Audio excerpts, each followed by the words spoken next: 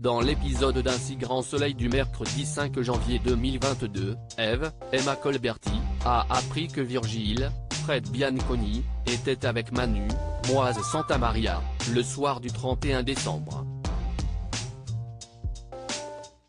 Virgile lui explique qu'il n'a rien dit pour protéger Manu.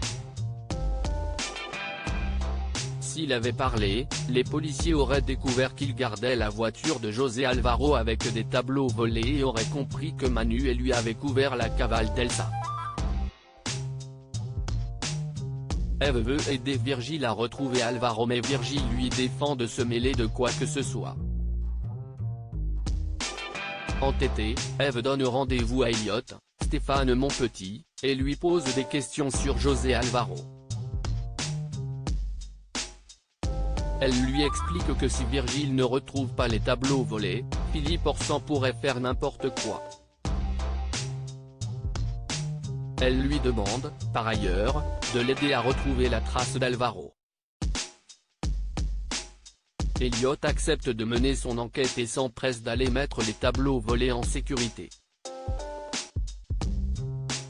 De son côté, Virgile informe Blamont qu'il va s'absenter quelques jours du camping.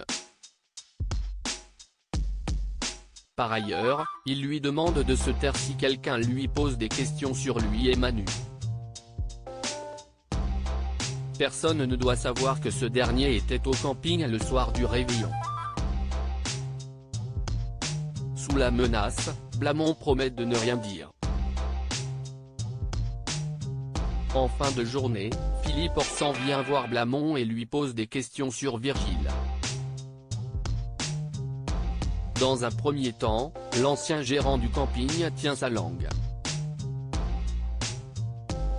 Mais lorsqu'Orsan se montre violent avec lui, il avoue avoir vu Virgile le matin même. Orsan lui pose alors des questions sur la famille de Virgile et sur Eve.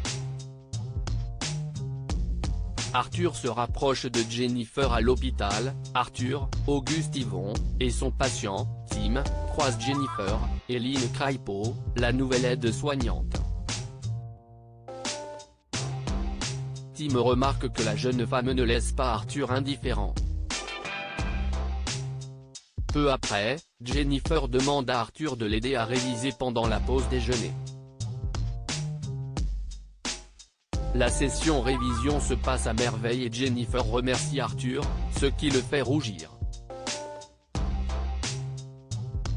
Dans le même temps, Jeannette, Tonia 15 âgée, annonce à Tim que sa radio a révélé une légère atrophie de son muscle.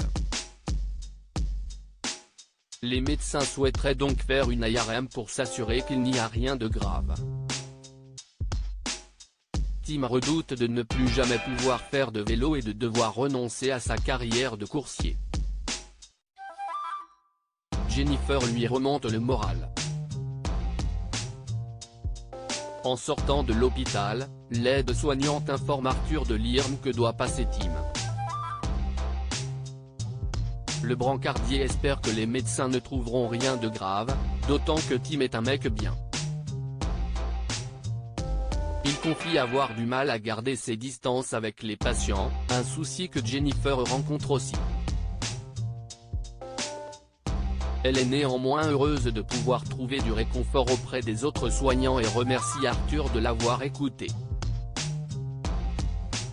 Elle l'embrasse sur la joue, ce qui ne le laisse pas indifférent.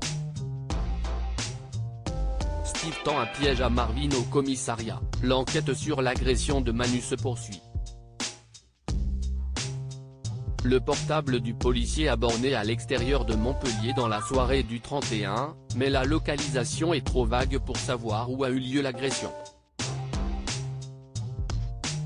Alex, Benjamin Bourgois, est certain que Marvin Rosas, Michael Erpelding, est impliqué, mais Élise, Malia Roman, n'est pas si sûre.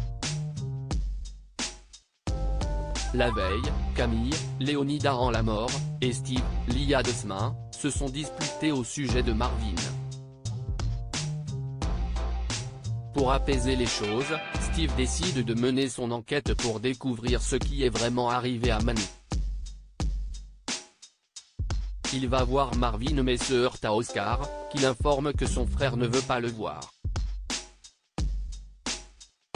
Steve lui explique que Marvin est soupçonné d'avoir tiré sur Manu et qu'il ferait mieux d'accepter de lui parler. Un peu plus tard, Steve reçoit un SMS d'Oscar. Marvin accepte de le voir.